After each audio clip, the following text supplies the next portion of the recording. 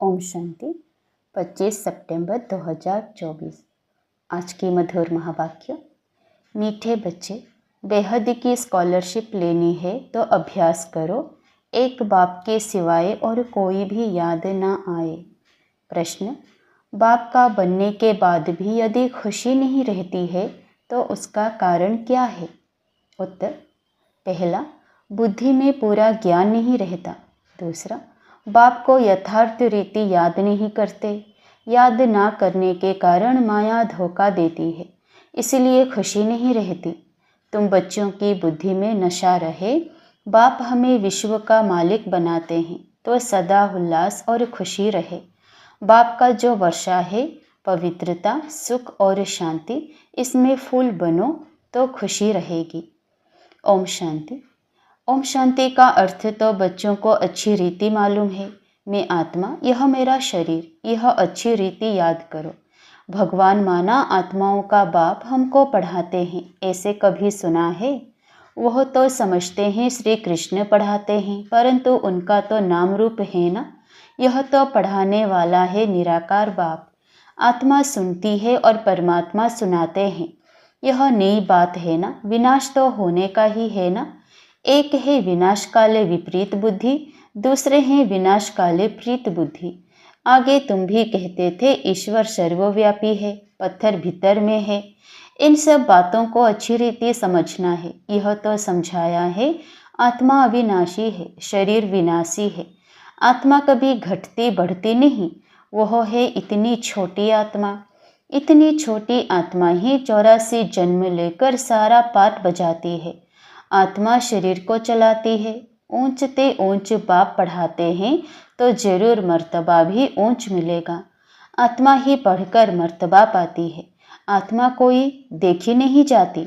बहुत कोशिश करते हैं कि देखें आत्मा कैसे आती है, कहाँ से निकलती है, परंतु मालूम नहीं पड़ता है। करके कोई देखे भी तो भी समझ नहीं सकेंगे। यह तो तुम समझते हो, आत्मा ही शरीर में निवास करती है। आत्मा अलग है, जीव अलग है। आत्मा छोटी बड़ी नहीं होती है, जीव छोटे से बड़ा होता है। आत्मा ही पतित और पावन बनती है। आत्मा ही बाप को बुलाती है, हे पतित आत्माओं को पावन बनाने वाले बाबा आओ। यह भी समझाया है सभी आत्माएं हैं ब्राइड्स व सीताएं, और वो है राम ब्राइड ग्रूम एक। वो लोग फिर सभी को ब्राइड ग्रूम कह देते हैं। अब ब्राइड ग्रूम सब में प्रवेश करे, यह तो हो नहीं सकता। यह बुद्धि में उल्टा ज्ञान होने के कारण ही नीचे गिरते आए हैं, क्योंकि बहुत ग्लानि करते, पाप करते, डिफेम करते हैं। बाप की बहुत भारी निंदा की है। बच्चे कभी बाप की ग्लानि करेंगे क्या? परंतु आजकल बिगड़ते हैं तो बाप को भी गाली देने लगते हैं। यह तो है बेहद का बाप। आत्मा ही बेहद के बाप की ग्लानि करती है। बाबा आप कच्छ मच्छ अवतार हो। श्री कृष्ण की भी ग्लानि की है। रानियों को भगाया, यह किया, माखन चुराया। अब माखन आदि चुराने की उनको क्या दरकार पड़ी? कितने तमो प्रधान बुद्धि बन पड़े हैं। बाप कहते हैं मैं आकर तुमको पावन बनाने की बहुत सहज युक्ति बताता हूँ। बाप ही पतित पावन सर्वशक्तिमान अथॉरिटी है। जैसे साधु संत आदि जो भी हैं उनको शास्त्रों की अथॉरिटी कहते हैं। शंकराचार्य को भी वेदों शास्त्रों आदि की अथॉरिटी कहेंगे। उनका कितना भक्का होता है। शिवाचार्य का तो कोई भक्का नहीं, इनके साथ कोई पलटन नहीं। यह तो बैठ सभी वेदों शास्त्रों का सार सुनाते हैं। अगर शिव बाबा भक्का दिखाए तो पहले इनका व ब्रह्मा का भी भक्का चाहिए, परंतु नहीं।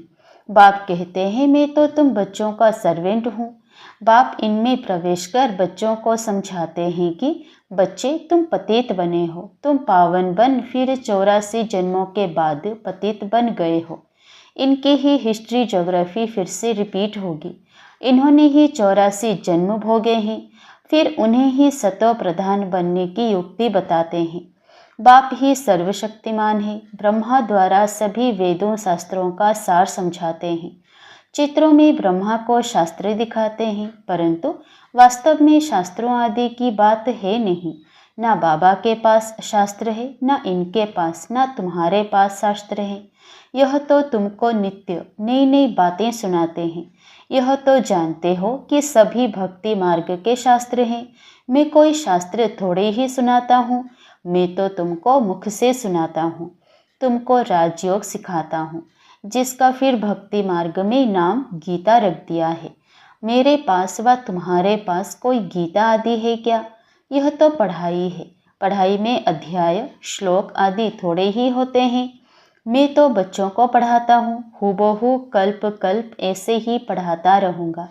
कितनी सहज बात समझाता हूँ। अपने को आत्मा समझो। यह शरीर तो मिट्टी हो जाता है।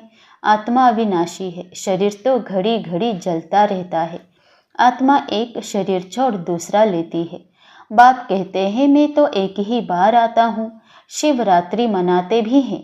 वास्तव में होना चाहिए शिव जयंती, परंतु जयंती कहने से माता के गर्भ से जन्म हो जाता है, इसलिए शिवरात्रि कह देते हैं।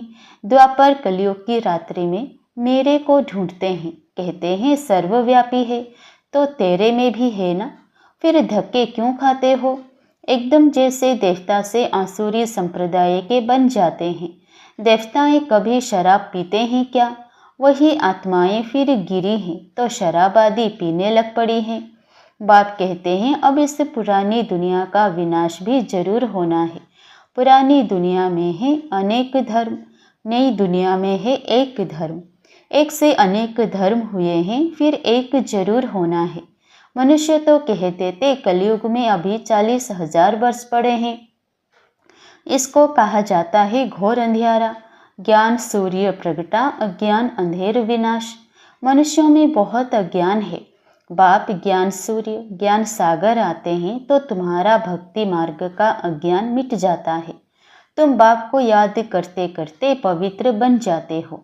खाद निकल जाती है। यह है योग अग्नि। काम अग्नि काला बना देती है। योग अग्नि अर्थात शिव बाबा की याद गोरा बनाती है। श्री कृष्ण का नाम भी रखा है श्याम सुंदर, परंतु अर्थ थोड़े ही समझते हैं। बाप आकर अर्थ समझाते हैं। पहले पहले सतयुग में कितने सुंदर हैं। आत्मा पवित्र सुंदर है तो शरीर भी पवित्र सुंदर लेती है। वहाँ कितना धन दौलत सब कुछ नया होता है। नई धरनी फिर पुरानी होती है। अब इस पुरानी दुनिया का विनाश जरूर होना है। खूब तैयारियां हो रही हैं। भारतवासी इतना नहीं समझते हैं जितना वो समझते हैं कि हम अपने कुल का विनाश कर रहे हैं। कोई प्रेरक है, साइंस द्वारा हम अपना ही विनाश लेते हैं। यह भी समझते हैं क्राइस्ट से 3000 वर्ष पहले पैराडाइज था। इन गॉड गॉडेस का राज्य था। भारत ही प्राचीन था। इस राजयोग से लक्ष्मी नारायण ऐसे बने थे। वह राजयोग फिर बाप ही सिखला सकते हैं, सन्यासी सिखला ना सके। आजकल कितनी ठगी लगी पड़ी है। बाहर में जाकर कहते हैं हम भारत का प्राचीन योग सिखलाते हैं और फिर कहते हैं अंडा खाओ, शराब आदि भल पियो, कुछ भी करो। अब वो कैसे राजयोग सिखला सकेंगे? मनुष्य को देवता कैसे बनाएंगे?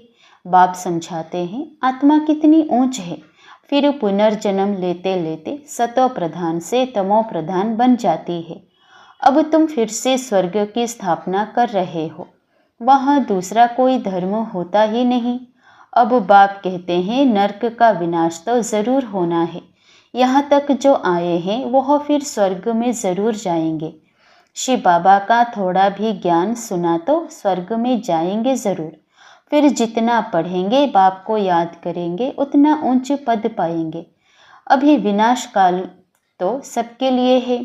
विनाश काले प्रीत बुद्धि जो हैं सिवाय बाप के और कोई को याद नहीं करते हैं, वही उच्च पद पाते हैं। इसको कहा जाता है बेहद की स्कॉलरशिप। इसमें तो रेस करनी चाहिए। यह है ईश्वरीय लॉटरी। एक तो याद, दूसरा देवी गुण धारण करने हैं और राजा रानी बनना है तो प्रजा भी बनानी है। कोई बहुत प्रजा बनाते हैं, कोई कम। प्रजा बनती है सर्विस से। म्यूजियम, प्रदर्शनी आदि में ढेर प्रजा बनती है। इस समय तुम पढ़ रहे हो, फिर सूर्यवंशी चंद्रवंशी डिनाइस्टी में चले जाएंगे। यह है तुम ब्राह्मणों का कुल। बाप ब्राह्मण कुल एडप्ट कर उन्हों को पढ़ाते हैं। बाप कहते हैं मैं एक कुल और 2 डिनाइस्टी बनाता हूँ, सूर्यवंशी महाराजा महारानी, चंद्रवंशी राजा रानी। इन्हों को कहेंगे डबल सिरताज। फिर बाद में जब विकारी राजाएं होते हैं तो उनको लाइट का ताज नहीं होता। उन डबल ताज वालों के मंदिर बनाकर उनको पूजते हैं, पवित्र के आगे माथा टेकते हैं।